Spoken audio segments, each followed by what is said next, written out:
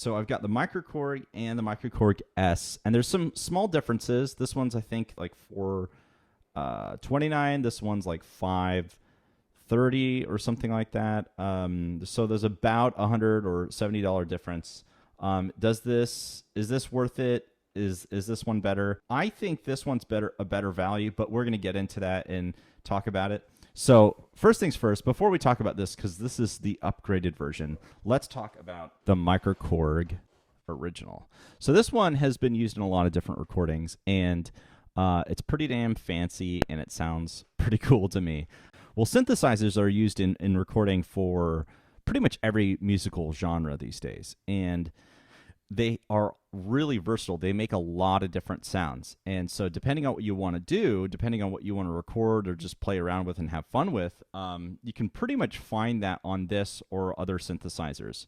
Obviously, there's, applicable knobs and inputs and all that stuff, and I'm pretty sure you can figure that out. We've got volume. That's easy. Okay, so we've got this arpeggiator button. We've got this octave shift. We've got a pitch wheel, a mod wheel, and program select, program number, edit select, and these 5 knobs, and of course, all that stuff. So let's talk about it. The first thing that you want to do is go to this program select knob. Okay, say you want to pick any sound. We're going to just make it easy. We're going to go to trance. So notice how it says now A11. It says A11 now that we're here. Now A12, 13. 14. These are all different sounds. Say we want to change this. We want to do more trance sounds. Side B. 1, 2, 3, 4. Oh, okay. So now notice that we've got 16 sounds on trance. Pretty nuts. Okay, so that's a lot of different sounds. So here's just a sample of sounds. So here's A11. I'm just playing one note. Okay, say I want to change what I'm doing here. A13. Cool. Okay, so that's one sound. Now, with any of these sounds, what we could do is say we play the C. We can move this mod wheel to adjust how it sounds a little bit. We can also adjust pitch that way. We can also adjust the octaves like this. So this is the same on any setting. Okay, so there's also this arpeggiator button. It kind of creates like this rhythm. Okay, and the rhythms are different, and you can set up different rhythms if you'd like. Okay, so now let's talk about one particular sound that I like a lot. I really like this sound. But say I want to just change it a little bit, and I want more versatility than that. Well, then I'm going to skip these 2 knobs, and I'm going to look over here. So now we've got cutoff, resonance, attack, release, and tempo. Okay, so I'm going to just play one note. I'm going to play C, and here's adjusting cutoff. Pretty wacky. Here's resonance. Here's attack. So this is kind of like the pre-note sound. See how that onset's a bit later? Later than that? Super early. Okay, this is the post-note sound, or, like reverb attributes. Early. A little bit later, more lingering. And then that lingers a lot. Okay, so this comes with a vocoder, and that's pretty cool. I haven't been impressed with the vocoder. I've been really impressed with the sounds, but not so impressed with the vocoder. So now, obviously, when we do the vocoder, we're going to want to set it to the vocoder setting. Look at that. It's changing my voice. So now I can use the pitch wheel, mod wheel on this stuff, and that's pretty interesting. Some sounds are better than others. Some sounds are better than others. Some sounds are better than others. I haven't been really impressed with the vocoder, to be honest. I felt like this was kind of like they just threw this in. So you can I think this is a condenser mic, which kind of sucks. And then you can also attach a dynamic mic. A dynamic mic would be like this SM58 that I'm using right now. Just on that, with all the different sounds, with being able to edit things, it's pretty insane. Now, there's a lot of knobs, a lot of doohickeys, so you can spend some time really making things your own on this, but it's quite impressive. Okay, so just this alone, I'd probably give it like an 8 out of 10 as far as value. So now, how does this compare to the MicroKorg S? What is the difference? How does the MicroKorg S compare to the original MicroKorg? Well, obviously, this was released more recently. It has more sounds. It looks different, and it actually has speakers built into it.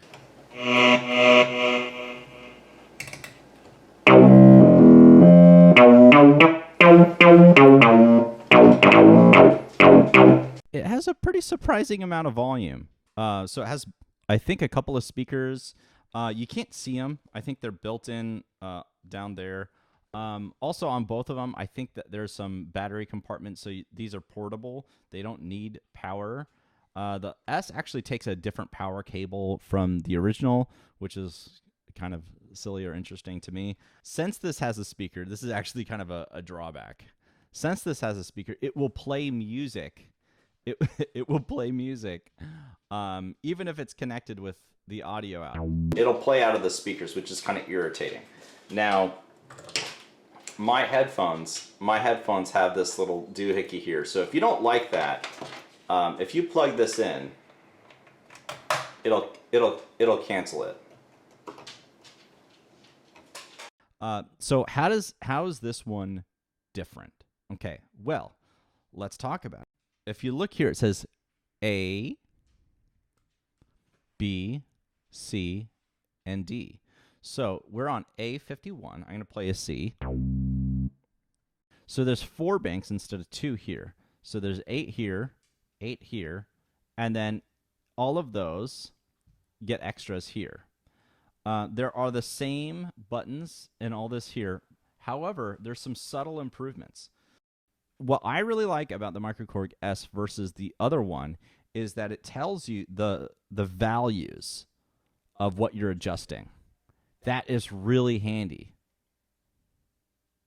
So say you really like this sound, A15. You really like it. You want to make an arpeggio out of it. You could do that on the old one, and you could even mark which notes you want to arpeggiate.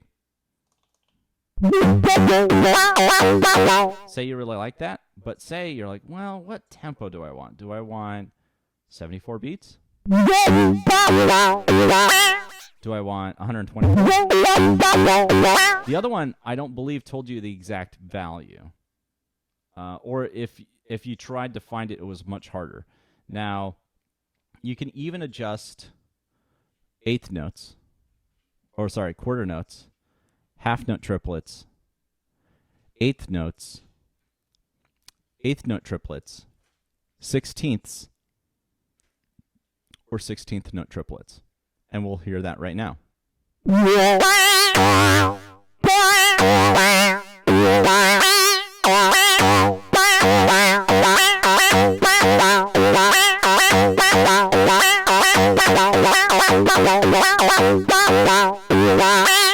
And you won't change this forever unless you do right, and that'll save it on here. And even if you do that, there are ways to clear all that stuff off. And say you change the arpeggio in a way that you didn't like. This says original value, so you can always change it back. So it'll tell you there. And so we've got tempo, we've got note type, we've got note duration.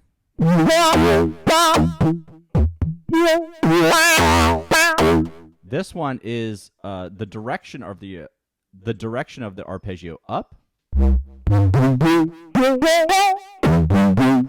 down,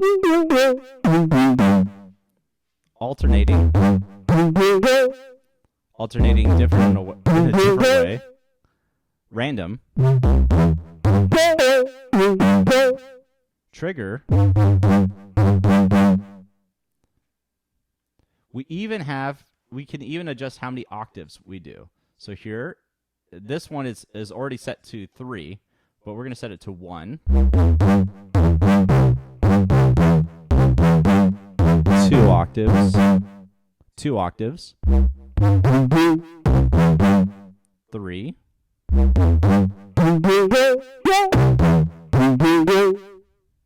4.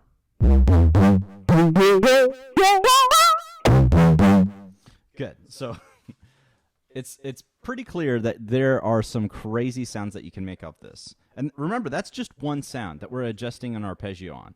So there are just so many different things that you can do with this, and that's why I think this is a really great, awesome music production tool.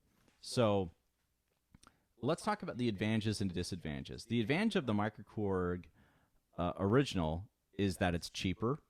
There isn't a speaker, so it doesn't play if you don't want it to. And pardon me, I don't know. I like the white, but this seems almost like retro futuristic as far as like colors and all that. And it's just a classic. It looks really cool. Bringing it back to this one, I think this looks cool in its own different way. It has a clean look to it. I like that the values are written here. That just makes my life so much easier. And I don't think I saw that on the original MicroKorg. I think there's ways to get it to show that, but it's just, it doesn't pop up there. And this has more sounds. It has more banks. And just generally, there's more features on this one. Although both will be able to do pretty much everything that you want to do. So what I would say is go to a store, check them out, see if this is what you want, and then if another $100, $70 isn't going to change anything for you, then I would get this one. But overall, I'd say probably 8.5 maybe for the original MicroKorg, and then probably 9 for this. There's just more features. It just sounds better. Cool. Tell me what you guys think. Thank you.